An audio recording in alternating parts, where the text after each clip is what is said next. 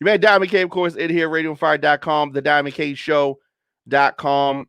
We played that song by SickFlo. Let me say this before I bring him on the line. I'm going to say this. SickFlo is one of the best rappers that I know personally, right? And I know a lot of rappers, been in the game for a long time. I never told him that, but he is super nice, super nice. And I am pleased to have him on. Let's see if we can get him on here. He is backstage now. Let's do this. Let's take a quick break and let's come back and I will have my guest on with us. You man, Diamond K. Stay tuned.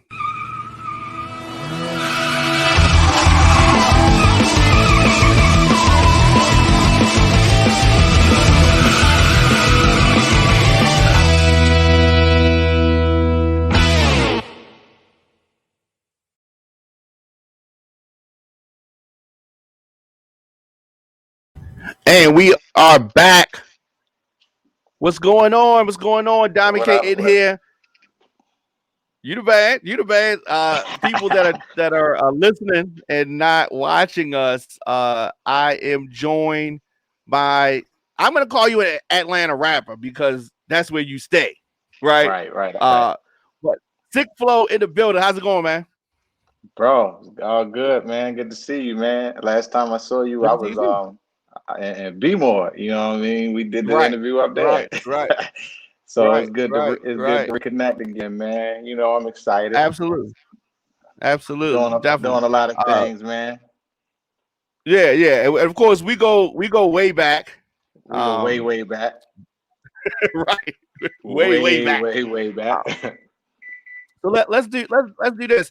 How did you, as far as, and I don't know the answer to this, how did you become a rapper and an artist? Man, I mean, then that goes further back than that. Like, I started, man, watching my brothers, man. One of my older brothers, man, his name is Scrap. His name is Dante. Dante was a DJ first. My other brother, Ramon, he was a DJ as well, and I wanted to be like my big brothers, right? So when Scrap started rapping, I'm like watching like every day, like, yo, well, first you had the DJ thing on lock, and I like that. I got hip to that, but now I want to rap. So I started writing raps, and a guy in the neighborhood named Pug, rest in peace, Dante Carter, he was he was like, oh, we thought we was Run DMC back in the day, so we start writing some raps. Of course they didn't sound good, but we was doing what we was doing. And then the next thing you know, man, we got hot. Neighborhood start talking, different cats start coming around the neighborhood to battle us because they heard we was the best, and we start taking them out, and then it grew from there. That was the 80s, man.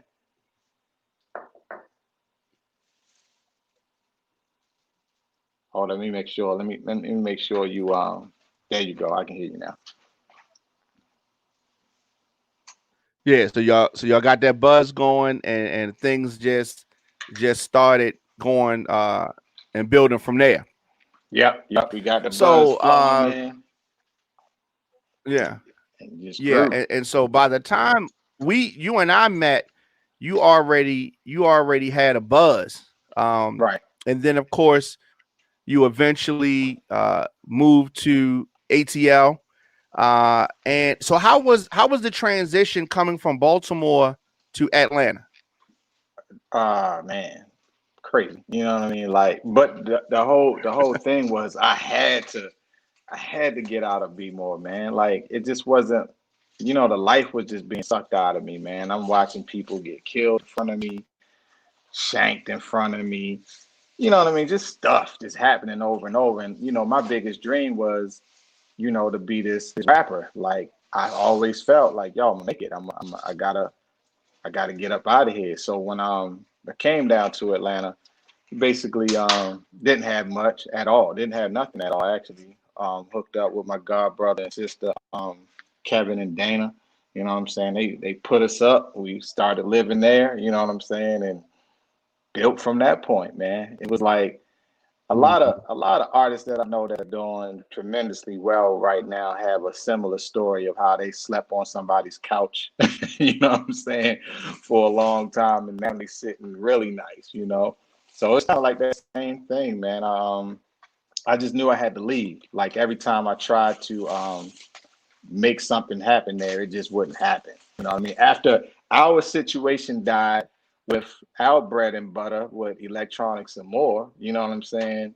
Yeah. Yeah. Once that went downhill, it was like, okay, my hope just got snatched from me. You know what I'm saying? So it's time to rebuild and start somewhere, man. I came down here actually my first few times coming down here with rap battles. So I would come down, I would get in the battle, I would win to get to another round, go back to be more, come back down here, win another round, go back up there, then come down for the final, and of course crush that. And then it was like once that happened, I was like, yeah, I belong here. Yeah. And you went on to make some I would say some legendary connections. Um, how did your association with Onyx come about? That came about through a man. Somebody called me one day and was like, "Yo, you should jump in this BT Sprite Hot 16 competition, right?" And the person that called me, I can't remember the person who it was, but they would always call me and be like, "Yo, you should try this." And everything that they hit me up with, I'm like, "All right, I do it," and I wind up, really excelling in whatever that was. But I wind up making it to like the third. I think I was like number three, so I didn't make it in. It was really politics, man. Because the person that won never ever seen that person ever again. They did the cipher, but never heard from them as an artist after that. But Fredro, somebody sent him a clip on Twitter. Um, it was a line that I said. I said, "Son, see, I'm a star with sticky fingers. I'm Onyx." It was kind of like a play off of words. And Hmm. when he got it, he hit me. He sent me a message in the DM like, "Yo, who you working with? Like, who you rocking with?" I'm like, "I'm rocking with y'all. What's up?"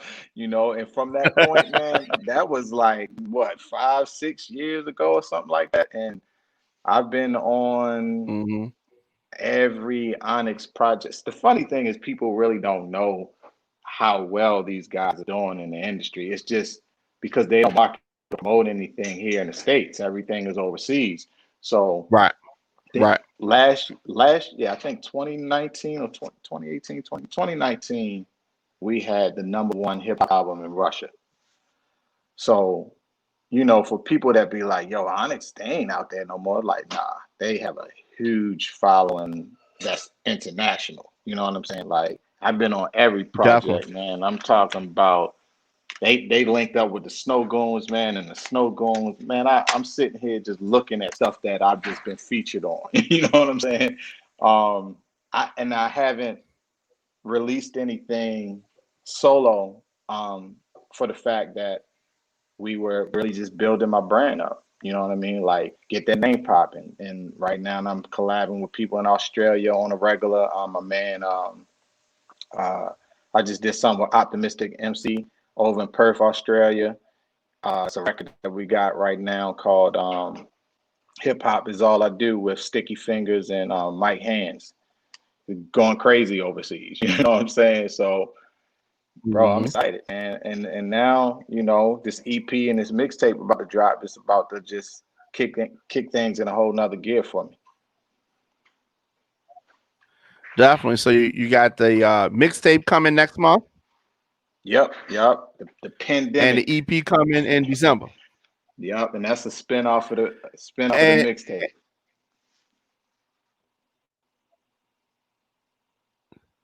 Hold on, yeah, you yeah. went So I out for you see. went out for a second. Uh,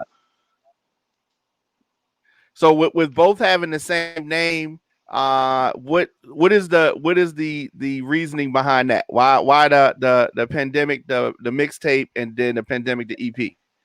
That happened, man, because when we started working on a mixtape, the funny thing about it was I started feeling like, yo, like people were loving the material we were working on. So it was like, yo, I need to make this original. So we went in the same day from creating a mixtape song and then reproducing it and making it sound totally different from what we had on the mixtape. So the only song that we didn't redo yet, original, was the one that you played earlier, the Icon joint. But I'm gonna keep it, and I believe we gonna flip something to make it make sense. You know what I'm saying? So basically, what we did was when we got on a mixtape, we're making original songs to each one of the favorites from off of the mixtape and dropping the EP. Gotcha. Gotcha. That makes sense. That makes sense. So no definite date yet, but we know that both of them are coming before the end of the year. Indeed, indeed, we working, man. We got visuals to actually rock with every song. You know what I mean? Like it's a movement, man. It's something that I haven't been this excited in a long time because I see how things are coming together. The people that I'm working with right now have been like day ones. You know what I mean? So it's not a thing that I have to deal with of trust and um, everybody's working hard. Like if somebody called me today and say, "Yo, you want to shoot a video for this song to tomorrow?" I'm like, "Yup, let's do it." And then somebody called me like, "Yo, I just created this beat. Can you come to the studio?" Like, yeah, let's do it. Like everybody's productive right now. Nobody's procrastinating. So it put me in a place right now where it's like I'm around like-minded people, and that just drives me to go even harder.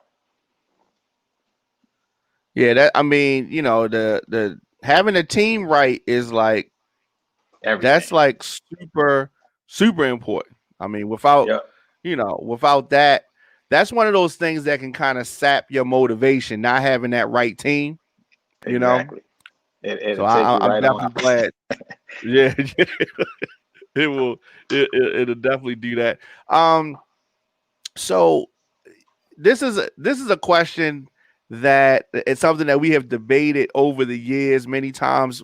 People that don't know, we used to work together in a record store in Baltimore, and Right.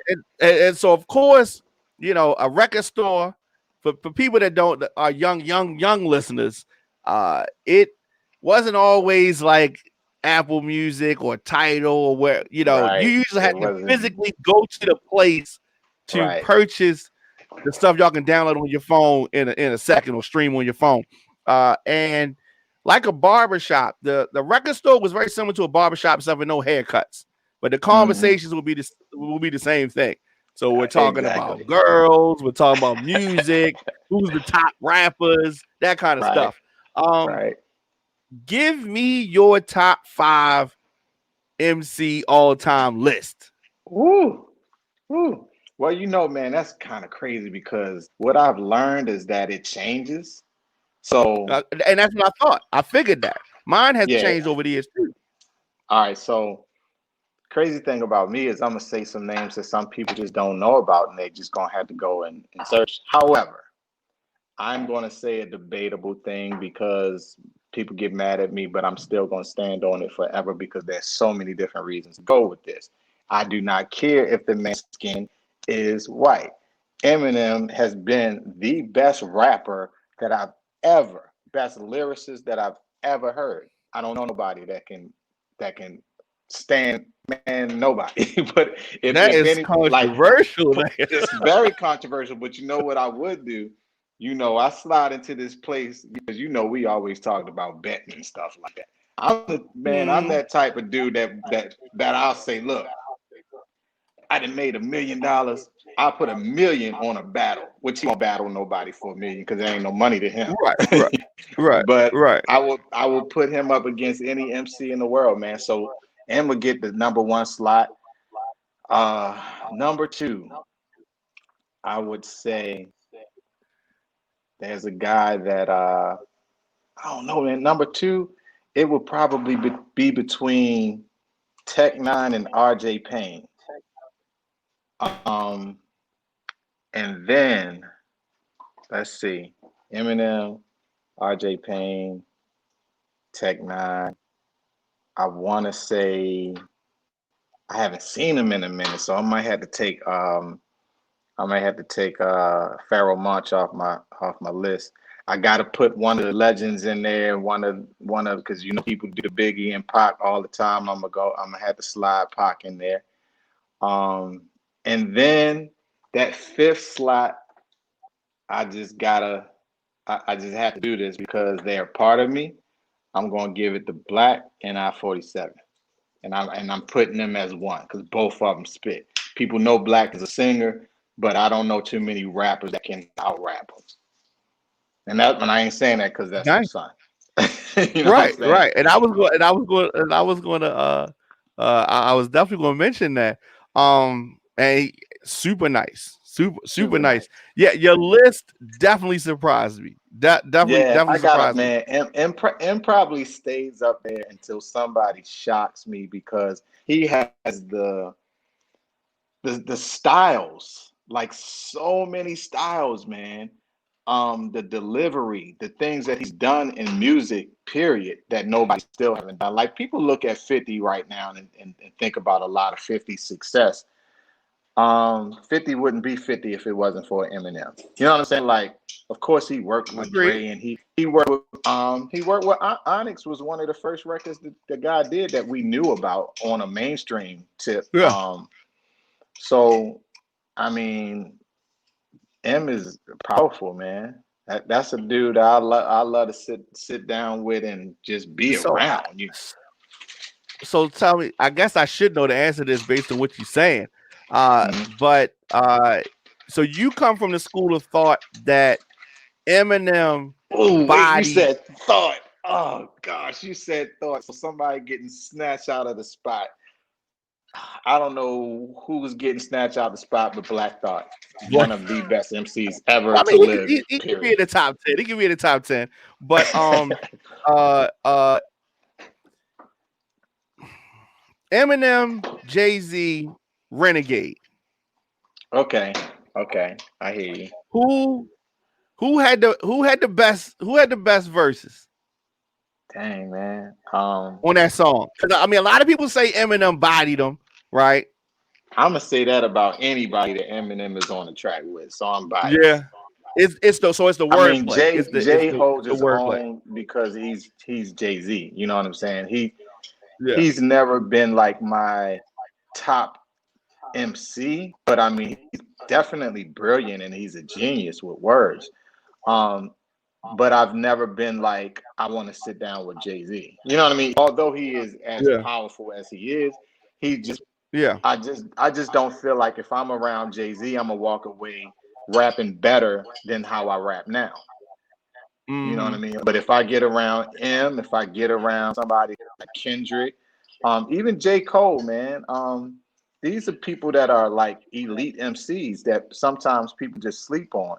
Um, and it's a lot. I mean, even some of the younger cats, man, it's a bunch of them, man. It's so many. So my top 10 would be a freaking superhero list that if I grabbed my 10 and somebody else tried to come with a opposing 10, they Yeah. wouldn't win, man, at all. Yeah. Definitely. Um, how active are you on social media? I'm not as active as I used to be. However, I do my best to keep my IG page popping. But now there's so many different things going on. Like I did Snapchat for a second, and then it just wasn't my flavor. Everybody's doing TikTok right now, and I haven't even downloaded. You know what I'm saying? So I've Uh, been really more focused on creating product. You know what I'm saying? Versus me being in that space of social media every day, all day. I not is I just don't make the time for it. You know what I mean? Like I definitely know that I have a lot of support on IG and a lot on Facebook at times. I might drop something on Facebook and be surprised when I hit, one, two, three, K on, views or whatever. Because I feel like, man, don't nobody even be on there no more. But I think it's really dependent sometimes on the algorithm. You know what I mean? Some days I might post yeah. and it's just crazy, but I stay on on Instagram because I get a lot of support. A lot of my work comes from Instagram, be it my music career or I have a photography company. So I have a whole different page, and the majority of my work comes through from Instagram. When I Yeah, get yeah. I collabs, mean, somebody hits me in the DM like, "Yo, how can we do a track together?" You know what I mean? yeah. The thing about your IG page is that the images you don't post a lot of just regular stuff. Like your Oh stuff is no. quality, is quality posts. You know what I mean? Some people just Yeah, throw some yeah. stuff up there. Like myself, I don't always post, but yeah, but your stuff is quality, and you always been that guy. So Appreciate that, man. I definitely. sometimes I would put something, normal or regular up, and then I feel some kind of way, and I snatch it down and go do something real. That's how the whole icon video came about because I actually just threw it up in the car, just rapping one day while I was driving, and I was like, you know what? No, I need to do this for real. You know what I mean? Holla at my man Ray, which is one of the hottest videographers down here. And I'm like, yo, I need to shoot this for real. And he's like, all right, let's pick a day. And we picked a day, and it ain't take us no time, man. I mean, I don't know how other people do music videos, but when you're doing something like just standing there, it don't take a long time to shoot a video. So for people that don't Right. have content, it's weird to me because I can knock a music video out. I can do 2 or 3 in an hour, probably more than that if I remember all my lyrics. You know Right. what I'm And saying? if you got a If I good got like videographer, something. yeah, absolutely. Oh yeah, I mean Absolutely. easy. So before we go, let's play that again and come back and close things out with SickFlo on the Diamond K Show.